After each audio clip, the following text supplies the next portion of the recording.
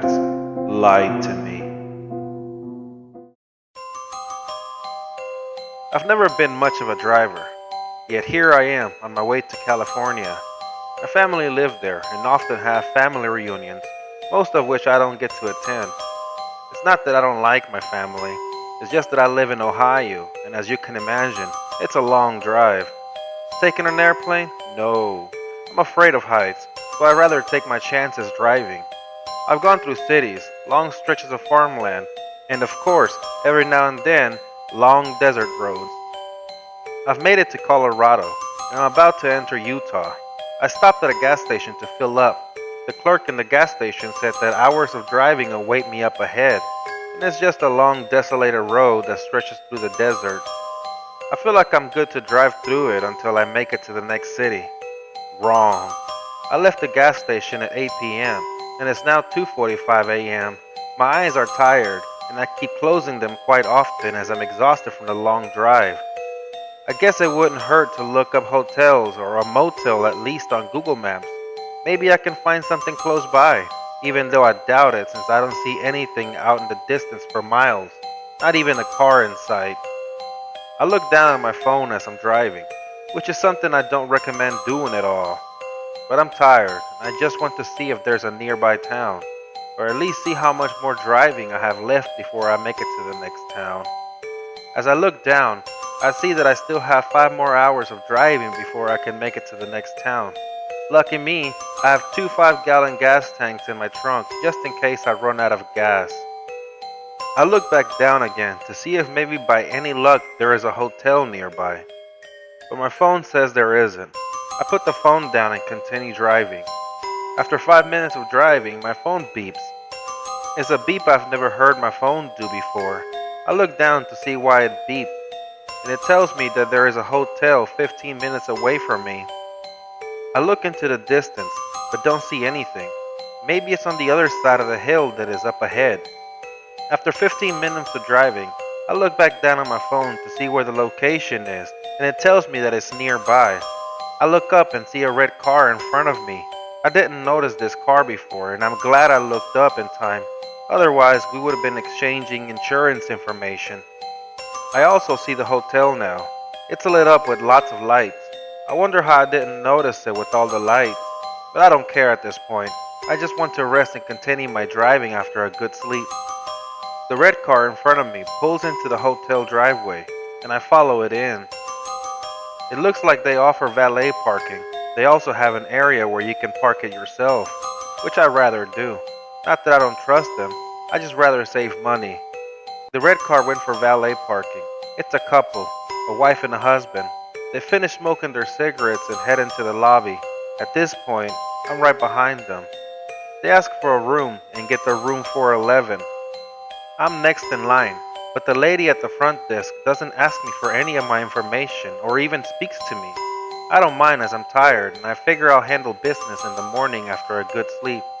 She gives me the keys to room 412, so I follow the other couple to their room, since I know my room will be next to theirs.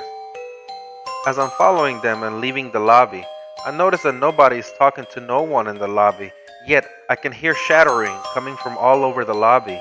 I decided to not pay attention to it much since I'm really tired and just want to sleep. We get in the elevator and the couple begin to kiss, grabbing each other as if I don't exist. We finally make it to the fourth floor and I start to make my way to the room 412. The room is beautiful and well lit with lights. It all looks antique with all the carvings in the wood. I like the room I'm in, and I begin to wonder how much this was going to cost me, but I don't mind, as long as I get to sleep. I begin to walk around the room before I go to sleep. It's a routine I do, just in case there's something damaged I don't get blamed for. I look at the bed and see some faces carved into the wood that's on the header. It's a nice carving job, but the faces look horrified. I quickly throw a towel over it as I don't want to see it as I'm trying to lay down. I grab my phone and lay in bed, watching Realms Collide on YouTube. Next thing I'm fast asleep. It hasn't even been 30 minutes when I wake up to a loud laughing coming from the next room, 411, the couple that just arrived in the red car. For the next 5 minutes, I deal with it. Maybe they'll shut up. but they didn't. The laugh got more intense and louder. I finally get out of bed and put my shoes on when suddenly I noticed my hands were full of rust, as if I've been grabbing or touching rusty stuff. But I know I haven't. I've never been the one to ask someone to keep it down, but this time I was going to be that guy. I make my way out of my room and start to walk next door. As I get there, I notice their door is wide open and that they're not the only ones laughing loud on the fourth floor. Other guests were laughing loud too, as if there was laughing gas in the air. I stand in front of their door and reach in a little to knock on their door. I can see them laying in bed. I reached in to knock on their door for the second time, and finally, they notice me. But they don't ask me anything. They see me and continue doing what they were doing, laughing uncontrollably in bed. At this point, I'm upset. I'm just trying to get some sleep. I grab my phone to look up the hotel I'm in to put a complaint. Maybe they'll put me on a different floor. As I look up the hotel on Google, it tells me that the hotel doesn't exist. So I go to Google Maps and again, no such hotel. I put my phone back in my pocket, upset and guessing that I had no service. Suddenly, I look up and start to hear screaming from all over the fourth floor, including the couple whose door I was standing in front of. I see them as they start to become part of the bed, and their faces become wood, and finally end up as a face on the bed's headboard. I'm horrified as how this happened. A feeling of being in the wrong place at the wrong time begins to rush through my body, and I'm quickly startled as I see one of the hotel staff. It's the cleaning lady. But she or it was no ordinary cleaning person. This thing was ducking to avoid hitting the ceiling, and its arms were dragging on the floor. It notices me and starts screaming. Room service, please go back to bed. Room service, please go back to bed. I quickly make a run for the elevator and notice that the building is disintegrating, looking old and all noises dying off as that thing's voice echoes in my head more and more. I make it to the elevator, but it's broke as if it hasn't been used in ages. But it's not done disintegrating. Pieces from it and all my surroundings are still falling apart. At this point, the creature dressed as a staff member is running towards me, dragging its long arms on the floor and still screaming. Room service, room service. I make a quick turn to the stairway. In an attempt, the creature stretches out one of his long arms and barely catches a bit of my shirt, but it rips away as I'm turning into the stairway. Skipping steps and running as fast as I can, I make it to the third floor, but can't continue to the second floor. The stairway has been blocked by a huge pile of furniture and appliances. I'm obligated to wander the third floor till I can find the stairway that's clear across on the other side of the building. As I begin to walk through this floor, I notice that all the doors to the rooms are open, and it's so quiet I can hear static in the air. Suddenly, the floor gets flooded with people.